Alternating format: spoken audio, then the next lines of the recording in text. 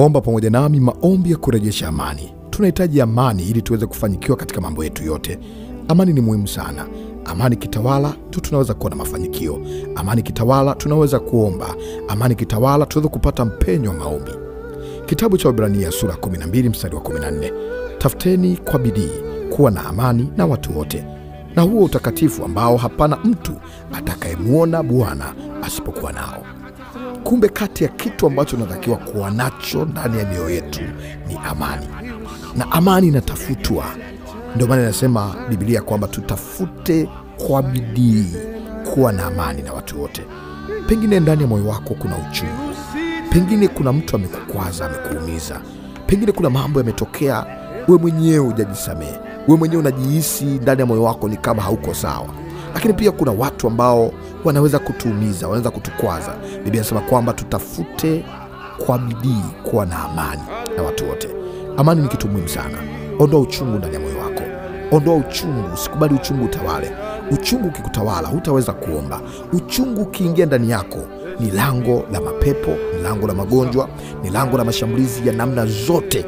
Yaani mara nyingi kati ya lango kubwa ambalo linatumika na adui kuleta uharibifu ni lango la uchungu. Ndani ya familia, kama ni mwanandoa, mwenza wako anaweza kutumika kama chanzo cha kuletea uchungu. Mtu ambaye uko naye kwenye mahusiano, rafiki, watu unaofanya nao kazi, watoto wako, watu wa karibu yako, ndugu zako, wengine familia zenu zimekuwa na magomvi, hamna amani. Yaani mmekuwa mnagombana nyewe wenyewe kwa wenyewe, mnachezeana nyewe wenyewe kwa wenyewe, mnaharibiana nyewe wenyewe kwa wenyewe. Wakati mwingine wewe mwenyewe kuna mambo umekosea, unajiwazia mabaya, unajihukumu. Usijihukumu. Mungu anakupenda. Mungu anakuwazia mema. Omba amani. Amani ikiingia ndani ya moyo wako, hakuna jambo ambalo utaliombea halitapata mpenyo. Wengine hamjibiwi kwa sababu ndani ya mioyo yenu kuna mambo mazito, kuna uchungu, kuna vitu vimekaa ndani yenu, kuna maumivu ya kutokuachilia, kuna watu waliwatendea mjaachilia, kuna vitu vilitokea mjasamehe, kuna vitu vilionekana mpaka sasa umevikamata. Ruhusu sasa kusamehe. Samehe, jisamehe mwenyewe, wasamehe watu wa karibu yako. Samehe, haitakusaidia. Hata ukasema unaweka kisasi, lazima nilipize. Mungu anatusamehe mangapi? Mungu anatusamehe mengi. Tunamkosea mengi, tunamuudhi katika mengi, tunajikosesha katika mengi, lakini yeye anatusamehe kila siku. Yaani kila siku anatusamehe. Nawe pia jitahidi kusamehe. Jitahidi kuwasamehe wengine. Jitahidi kusamehe. Yaani kuna wakati mwingine samehe tu. Yaani ukisamehe ndio unaweza kufanya Mungu aweze kukutana na wewe. Samehe kabisa. Mwambie Mungu, ninaomba unisamehe. Naomba Mungu nitakase. Naomba Mungu nitetee. Naomba Mungu nisaidie. Naomba Mungu nivushe. Najua kibinadamu siwezi kuvuka, lakini kuna namna ambayo Mungu anaweza kukuvusha. Kuna namna ambayo Mungu anaweza kukuwezesha. Kuna namna ambayo Mungu anaweza kukusaidia hapo. Achilia. Mungu anataka moyo uliofunguka. Biblia inasema kwamba waabudu halisi watamwabudu Mungu katika roho na kweli. Kwa hiyo kuna namna ili uweze kumwona Mungu, lazima uwe umefungua moyo wako. Kitabu cha Mathayo sura 6 mstari wa 14, Biblia inasema kwamba kwa maana mkiwasamehe watu makosa yao, na Baba yangu, yani Baba yenu wa mbinguni, atawasamehe ninyi. Kumbe kati ya lango muhimu la kutaka kusamehewa mbele za Mungu, lazima na wewe wasamehe watu wengine. Wasamehe waliokukosea. Jisamehe mwenyewe. Kubali kwamba tuko duniani, kuna maumivu mengi. Kuna wengine wanaweza kawa kama wametumwa wakakuumiza, wakakujeruhi. Kubali kusamehe. Kusamehe ni silaha muhimu na ni silaha kubwa ya kuponya maisha yako. Yaani mtu anayeweza kukubali kuachilia, mtu ambaye atunzi vitu ndani ya moyo, huyo ana maisha marefu. Yaani kuna wakati mwingine jua kwamba tuko duniani, kuna maudhi, kuna makwazo, na yatakuja mengine tu. Mwambie Mungu, niumbie moyo mkubwa, moyo wa kuvumilia, moyo wa kupambana na kila majaribu, alafu nipate ushindi katika jina la Yesu. Tuende mbele za Mungu sasa, tukamwambie Mungu atulee. Bwana Mungu, tumekuja mbele zako. Ninaomba rehema kwa ajili ya mtu huyu. Amekiri na kukubali kwamba kuna mahali alikuwa amewaza, pengine alikuwa ameapa kwamba hatasamehe, lakini leo amekubali kusamehe, amekubali kujisamehe, amekubali kuomba msamaha kwa watu wengine. Naomba neema yako kama mtumishi wako ambaye nimekuja mbele yako.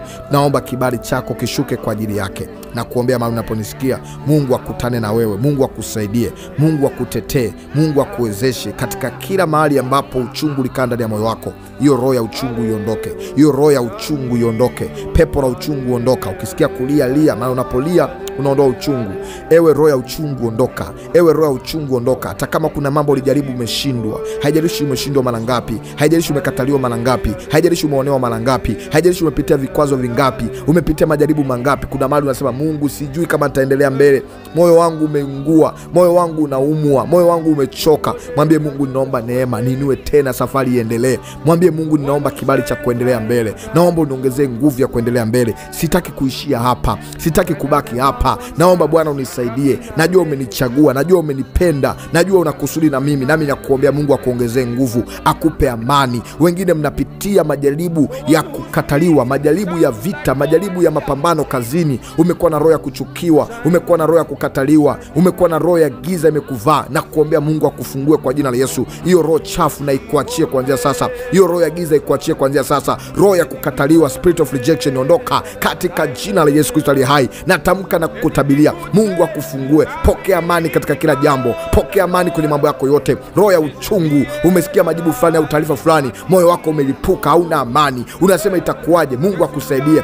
Pokea amani tokao mbinguni. Kristo anasema amani ni wapayo, si kama dunia itoavyo. Na kuombea upokee amani, na kuombea upokee amani. Yule mfalme wa amani aingie ndani yako sasa, yule mfalme wa amani aingie ndani yako sasa, akupatie amani iliyopotea. Amani iliyopotea irejee, amani iliyoibiwa irejee. Wengine kwenye familia zenu kuna vita, wengine kwenye ndoa kuna majaribu, kuna mapishano mengi. Le na kuombea Bwana arejeshe amani, Bwana arejeshe amani kwenye mahusiano yako, Bwana arejeshe amani kwenye ndoa yako, Bwana arejeshe amani kwenye kazi yako, Bwana arejeshe amani kwenye njia zako. Na kuombea pokea kibali cha amani, pokea amani, pokea amani. Yule mfalme wa amani apite kwako, yule mfalme wa amani apite kwako, arejeshe amani iliyopotea, arejeshe amani iliyopotea. Magomvi ya familia, ndugu kwa ndugu, ndugu kwa ndugu, mnapishana, mnagombana, naondoa pepo la mafarakano, roho ya mafarakano iondoke. Naita amani, naita amani, naita amani. Pokea amani, pokea amani, narejesha amani ndani yako. Uchungu toka, toka roho ya uchungu, mawazo mabaya, unajiwazia vibaya, hiyo roho ya uchungu ikuachie. Roho ya kujikatia tamaa, toka katika jina la Yesu. Na kuombea Mungu akutetee, inuka tena. Mungu anakusudi na wewe, Mungu anakuazia mema, usiishie hapo, endelea mbele. Na kuombea Mungu akusaidie, hayo unayoyapitia yataisha, yataisha tu. Mungu atakuvusha. Mwambie Mungu, naomba neema kuvuka, naomba neema kuvuka nyakati ngumu, naomba neema kupita nyakati ngumu, na nivuke salama. Usikate tamaa, usiishie hapo, usiangukie hapo. Mungu anakupanga na wewe, ndio maana amekupa uhai, amekupa uzima. Inawezekana tena kwa jina la Yesu. Pokea mafuta mapya, pokea neema mpya, pokea ujasiri mpya, pokea kibali kipya. Mungu akupe kibali katikati ya maadui walioandaa upanga kwako, walioandaa malipizi kwako, walioandaa visasi kwako. Mungu akupe amani, akupe kibali mbele yao katika jina la Yesu. Pokea kibali, pokea kibali katikati ya hiyo vita. Pokea kibali, pokea nguvu, pokea ujasiri katikati ya mambo yote. Mungu akusaidie,